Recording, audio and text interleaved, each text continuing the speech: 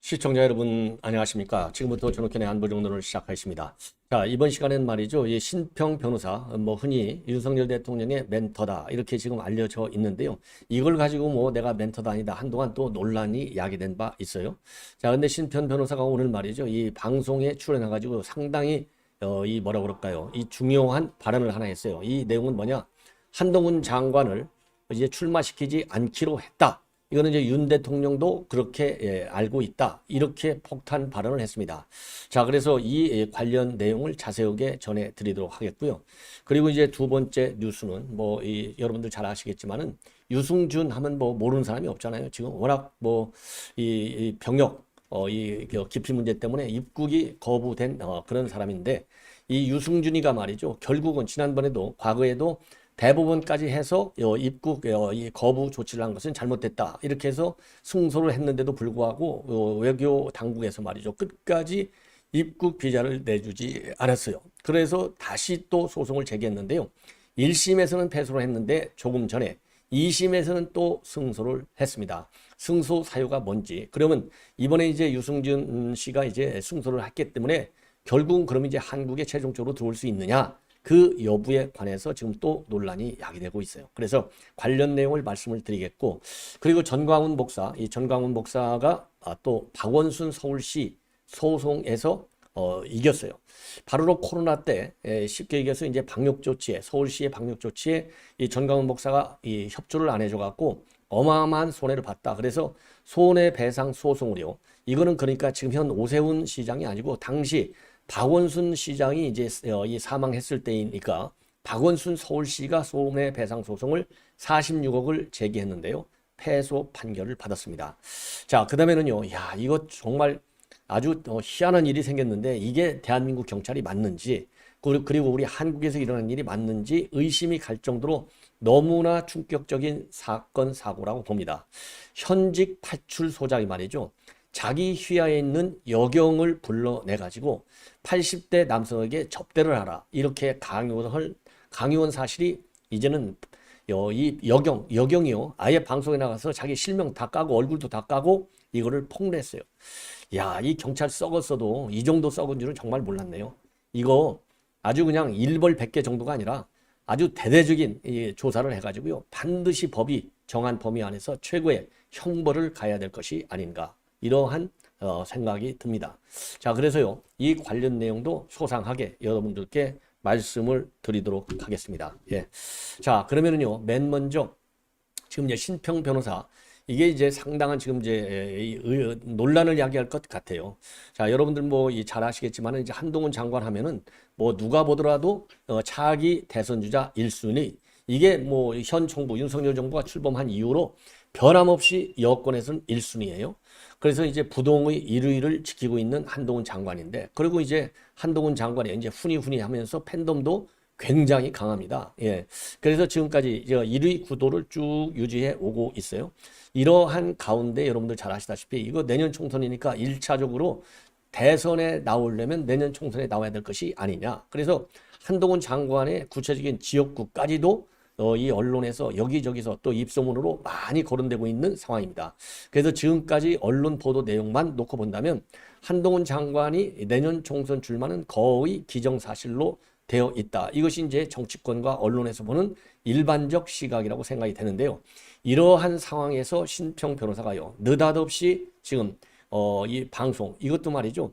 MBC 김종배 시선 집중에 나와서 언급을 했는데 한마디로 한동훈 장관에 대해서 좀 평가 좀 해달라. 그러니까 밑도 끝도 없이 느닷없이 법무장관으로서는 일을 잘하고 있는 것 같은데 최근에 한 장관이 총선 출마의 뜻을 접었다는 얘기를 들었다 하면서 이 얘기를 꺼낸 겁니다. 그러면서 이 얘기는 누구한테 들었냐? 신빙성 있는 여권 인사로부터 들었다. 그러면서요. 한동훈 장관이 총선 출마의 뜻을 접었고 그리고 윤 대통령도 이것을 받아들였다. 라는 말을 들었다고 밝히고 있어요. 그러니까 이 소스가 말이죠. 척표 평가할 때 가장 중요한 것은 소스가 제일 중요해요. 소스의 신뢰성이 있느냐 없느냐. 그러니까 이제 신평 변호사가 자기가 들었다고 했는데 신평 변호사한테 이 한동훈이는 장관에 출마 안 해. 그리고 윤 대통령도 그렇게 다 수긍을 했어. 이 얘기를 이 여권의 신뢰성 있는 사람한테 들었다. 이렇게 되어 있거든요. 자, 그러면 여러분들 아시다시피 어쨌든 신평은 지난번 이 문재인 대선 때는 이제 거기에서 아주 중책을 맡아서 문재인을 도왔지만은요. 이번 윤석열 대통령 때는 윤석열 대통령, 윤석열 후보를 위해서 많이 뛴 거는 뭐 다 아시지 않습니까? 자, 그런데 요즘 와서 이 발언하고 또 이 언론에 나오고 또 본인의 페북에 올리는 글과 관련해서는 논란이 되는 글과 말을 많이 해가지고 여기저기서 좀 구설수에 올라와 있고요. 가장 최근 일은 이 윤석열 대통령의 최측근 이 수행실장을 했던 이용 의원으로부터 아주 직격탄을 얻어맞았죠. 그래서 멘토라는 말 함부로 쓰지 말라. 이거 핵심 아니겠습니까? 그러니까 아이고 죄송합니다. 이제는 제가 멘토라는 말 안 쓰겠습니다. 제가 한 게 아니라 언론에서 그렇게 붙인 겁니다. 해가지고 고개를 팍 숙였는데요. 한 2, 3개월 됐죠. 이제 다시 슬금슬금 나오는 것 같아요. 그래서 가장 뭐라 그럴까요? 아주 휘발성이 강한 이러한 지금 이제 이 발언을 한 겁니다. 자, 그러면서요. 이 뭐라고 얘기했느냐? 한동훈 장관이 더 높은 꿈을 갖고 있다면 반드시 내년 4월 22대 총선에 출마하는데 이러한 뜻을 한 장관에게 전달하도록 부탁했다는 사실을 알리는 그런 의미가 아니냐. 자, 그러면서 말이죠. 이게 정말 신빙성 있는 얘기냐? 앵커가 물으니까 믿으셔도 된다라고까지 얘기하면서 여권 핵심으로부터 들었다라고 밝히고 있고 그러면 한동훈 장관이 출마 포기를 한 까닭은 뭐냐? 그러니까요.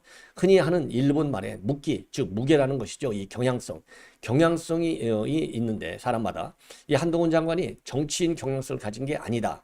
이런 판단을 스스로 했고 그리고 윤 대통령도 한동훈은 그러니까 정치적인 그런 그 경향성, 정치 성향이 좀 부족해. 그냥 이 성실한 그리고 이제 실력 있는 전문적인 식견을 가진 공무원이야.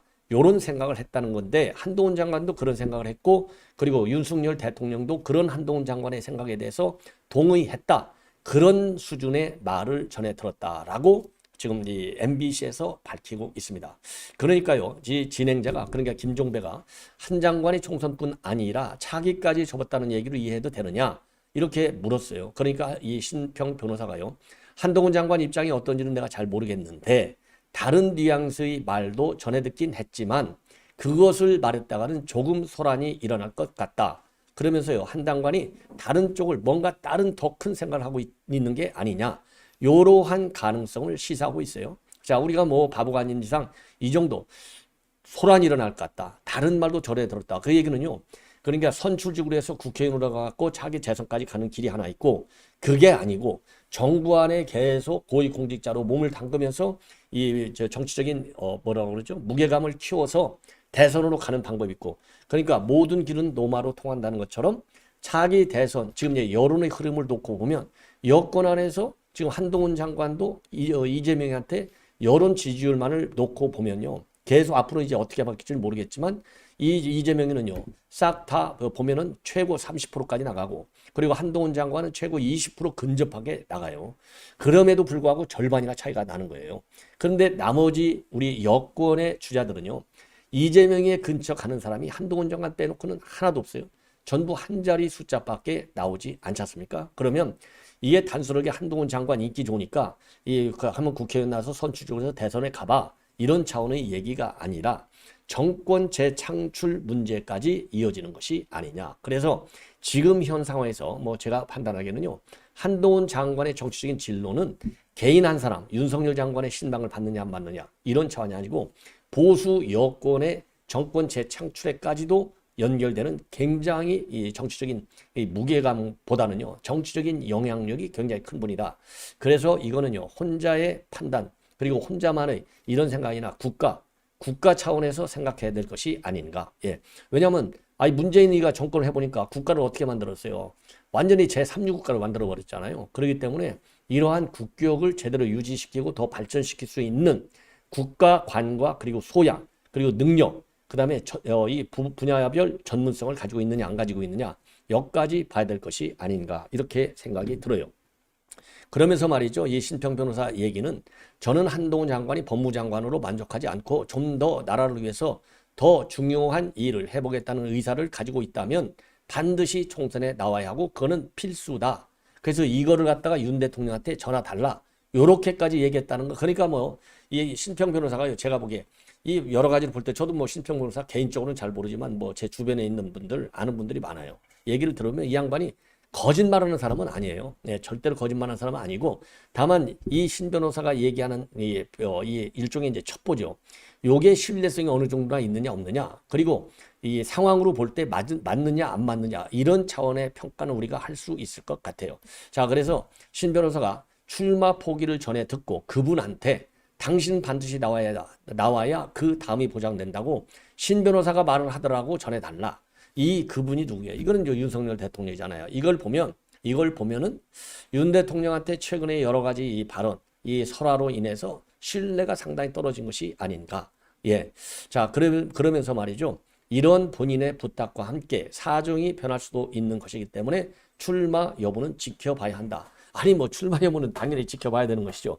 그런데 제가 이 상황에 빠져 있다면 설령 여권 핵심으로부터 믿을 만한 소식통으로부터 이런 얘기를 들었다 한다 하더라도 지금 이 한동훈 장관이 이리 간다 저리 간다 이런 얘기를 더군다나 신평 변호사가 얘기하는 것이 맞느냐 안 맞느냐. 그러니까 신 변호사가 얘기한 내용이 신뢰성이 있느냐 없는 것은 두 번째 문제고요. 과연 이 상황에서 이런 얘기를 꺼내는 것이 공개적으로 만천하에 전 세계에 있는 우리 한국 사람들이 다 알아들 수 있게 이렇게 공개하는 것이 맞느냐 안 맞느냐. 이것은요 이용 이 의원이 얘기한 것처럼 뭔가 신평 변호사의 판단 능력에 문제가 생긴 것이 아니냐. 그래서 저는 이 부분에 대해서는 저는 동의를 하지 않습니다. 자, 우리 시청자 여러분들께서는 뭐 또 다른 생각을 가질 수 있겠지만은요. 뭐 다양한 생각을 갖는 게 대한민국의 자유민주주의의 특성이 아니겠어요? 자, 한번 지켜보도록 하겠고요. 자, 제가 보기에는요. 글쎄요. 지금 이제 윤석열 대통령 머릿속에는 뭐 이런 그림 저런 그림이 다 그려져 있겠죠. 예. 그래서 소란이 야기된다. 이 얘기는요. 한동훈 장관 뻔한 거 아니에요. 장관 했으니까 대권으로 갈 수 있는 그 차기 길은 뭡니까? 총리밖에 없잖아요. 대한민국 총리들 대권 꿈 안 가진 사람 있어요? 다 가지고 있잖아요. 그래서 뭐 소란 날 것도 없어요. 총리로 가겠다 이거죠. 그러면 장관 벌써 이제 2년째로 넘었으니까 한 2년 정도 하고 총선 끝나서 총리 가서 한 2년 하고 그러면은 이제 2027년, 2026년 경선 때 딱 나와서 그때 뭐 중간에 총리 끝나고 나서 보궐선거 가도 돼요. 보궐선거가 안 생기겠어요. 여기저기. 그러면 그때 국회의원 한 1년 정도 다녀 하고 그리고 또 더 중요한 것은 윤석열 대통령도 여의도 기웃거리지도 않았는데 대선 됐지 않습니까? 예. 역사의 새로운 기록을 남겼잖아요. 그런 새로운 역사에 대한 도전 이것도 윤 대통령 성격이나 한동훈 장관 성격은 제가 잘 모르겠어요. 이 폴리티컬 그런 이 챌린지 마인드가 있는지 이거는 충분히 또 다른 그림도 가능하다. 예, 그래서 그런 점에서도 이 신평 이 변호사의 이 발언은 적절치도 않고 시기적으로 볼 때 이 내용상으로도 이런 얘기를 하는 것은 자제하는 것이 훨씬 낫지 않았을까 이렇게 생각이 들고요. 자, 이번에는요 유승준 씨 이 비자 이거 그러니까 이제 유승준 씨가 지금 LA에 살고 있으니까 LA 총영사관에다가 입국 비자를 신청해야 되잖아요. 그런데 일찍이 병역 거부 때문에 병역을 그러니까 미국 시민권을 따면서 병역을 거부했잖아요. 왜냐하면 뭐 미국 시민이 대한민국 병역 의무 이행할 하나도 이 법적인 의무가 없잖아요. 예. 그리고 또 우리 국가도 미국 시민이 대한민국 병역을 한번 한다고 해도 또 받아줄 수가 없어요. 이러니까 쉽게 얘기해서 이건 법률적으로 논란이 있을 뿐만 아니라 대한민국 국민으로서의 자질에도 또 문제가 있는 것이 아니냐. 그래서 많은 논란을 야기했고 그러다 보니까 이런저런 사정으로 이 비자 신청을 했지만은 LA 총영사관에서 그동안에 계속 비자를 거부해 왔어요. 그러니까 이 유승준이가 열받으니까 이제 소송을 제기했습니다. 이 소송 제기가 맨 먼저 1차 소송은요. 2015년도에 맨 먼저 소송을 제기해요. 그리고 시민권은 2002년도에 시민권을 받습니다. 자, 이렇게 되니까 그 당시 이 대법원까지 가잖아요. 대법원까지 갔는데 이때 첫 번째 소송도 2020년도 3월에 판결이 나왔는데 승소했어요. 승소하면 이제 상식적으로 보면 승소했으니까 이제 입국 비자가 나오겠네 이거잖아요. 근데 입국 비자가 안 나왔어요. 안 내주는 거예요. 또 이 LA 총영관에서. 그러니까 열받으니까 그래? 또 소송을 제기했어요. 또 소송을 제기했는데 이게 이 또 소송은 지금 이제 2020년 작년 2020년도 10월 달에 소송을 제기했는데요. 1, 2심 판결까지 지금 이제 나온 상황이 됐습니다. 예.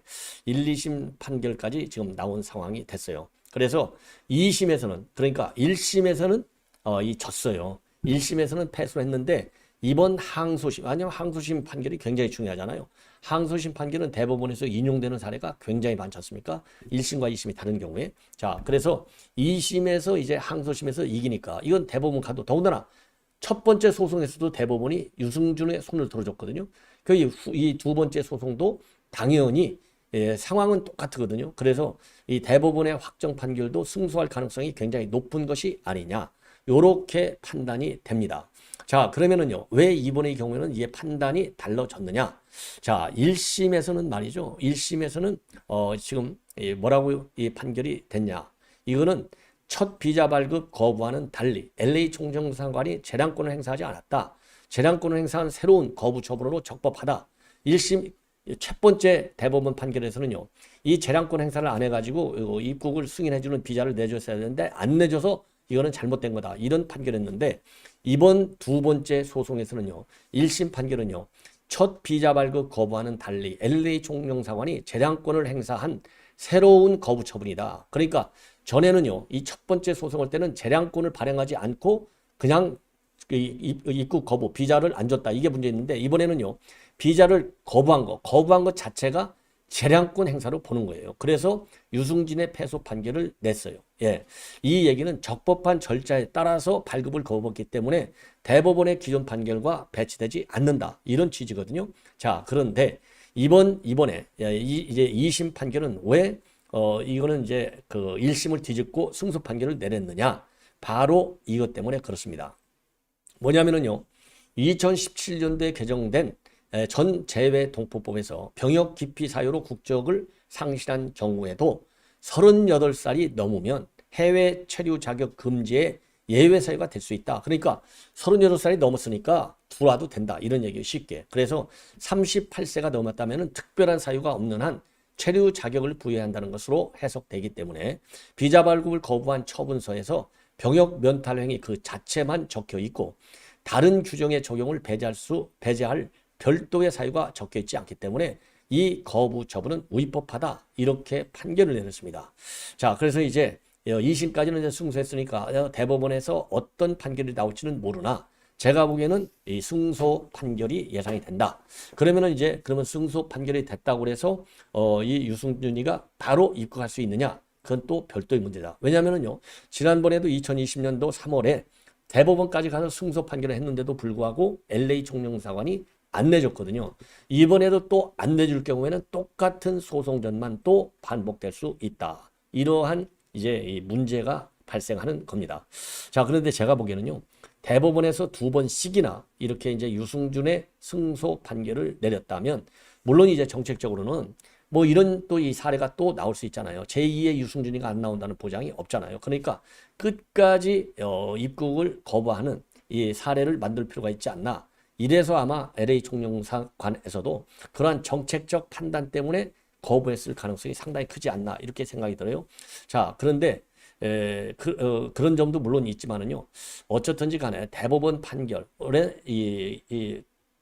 존중을 해줘야 될 거 아니겠습니까? 그게 법치의 기본 아니에요? 한 번도 아니고 두 번씩이나.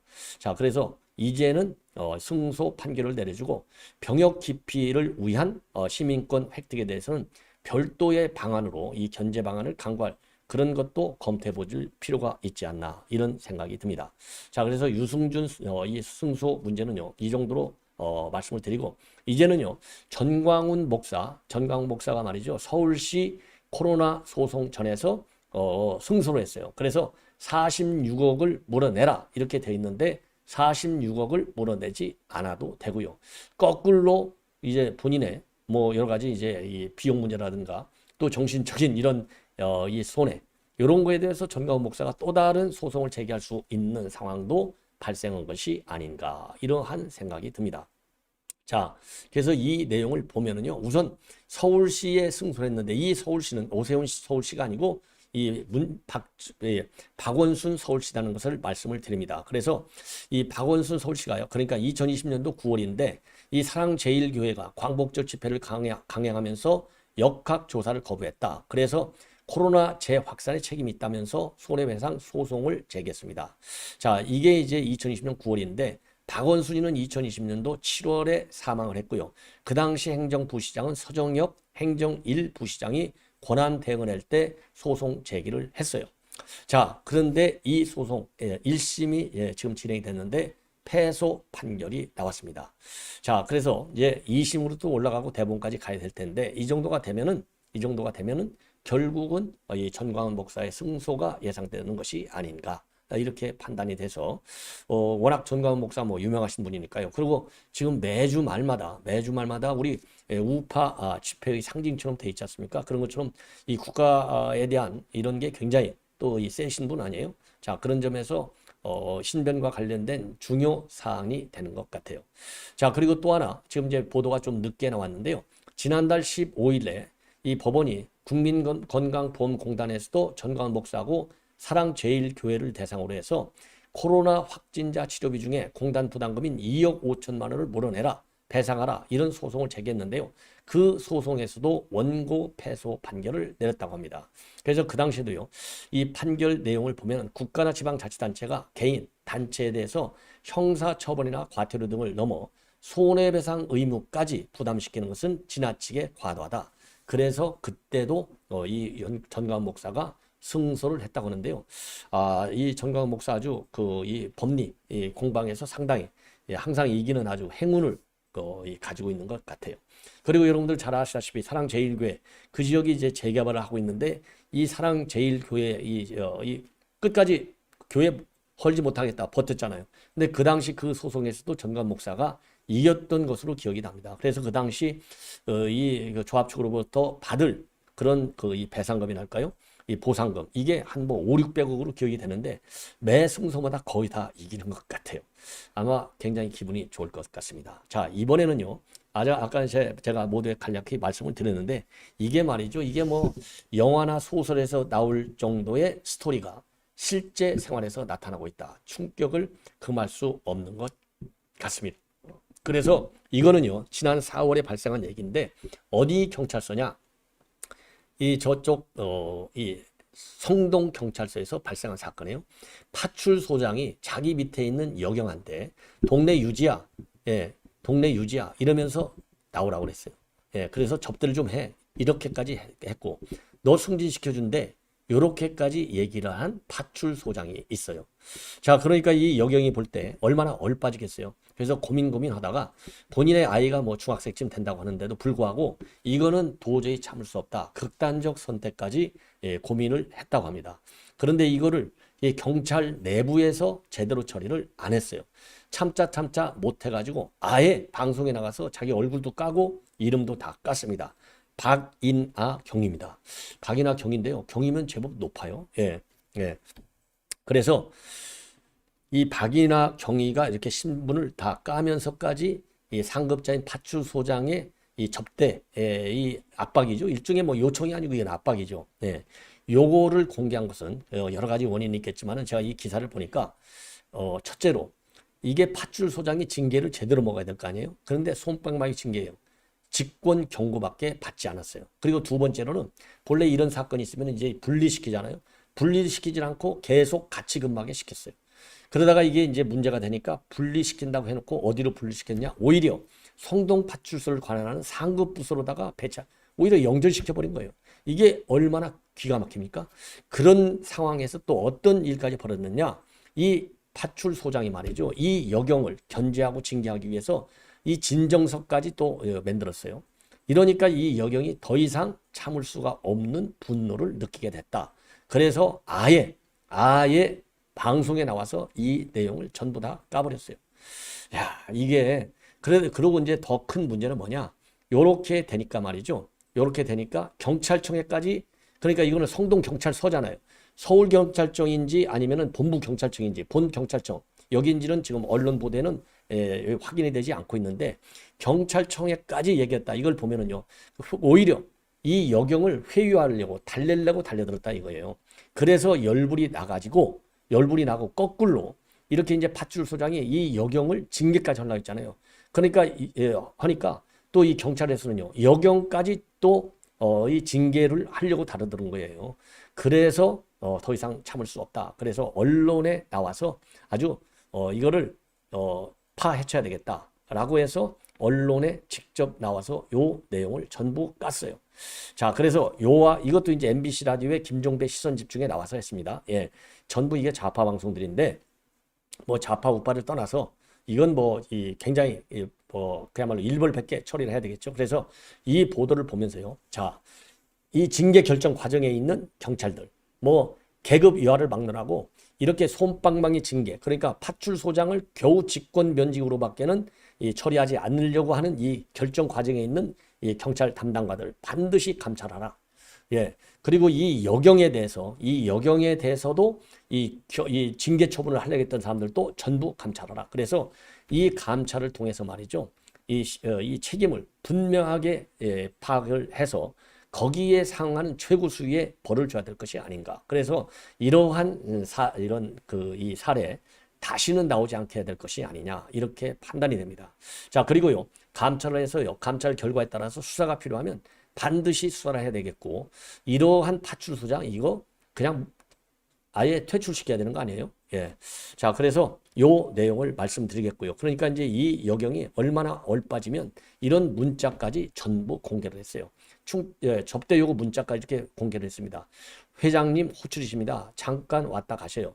요거를 갖다가 지금 파출소장이 여경한테까지 이렇게 압박을 한 거예요. 예. 그러니까 이제 이 여경, 이 박이나 경위가 뭐 소장님 제가 무슨 뭐가 있어서 굉장히 어렵다. 이렇게까지 거부하는 상황이 일어난 거예요. 이게 기가 막히지 않습니까? 자, 그래서 여기 이러한 문제, 이거 기강회의 정도가 아니고 이거는 뭐 인성이 잘못된 거 아니겠어요? 인성. 예. 반드시 법률적으로 제일 센 처벌을 해야 될 것이 아니냐. 이렇게 생각이 듭니다. 자, 시청자 여러분 이렇게 해서 본 방송은 마치고요. 바로 이어지는 저의 방송 많은 시청을 부탁드리겠습니다. 대단히 고맙습니다.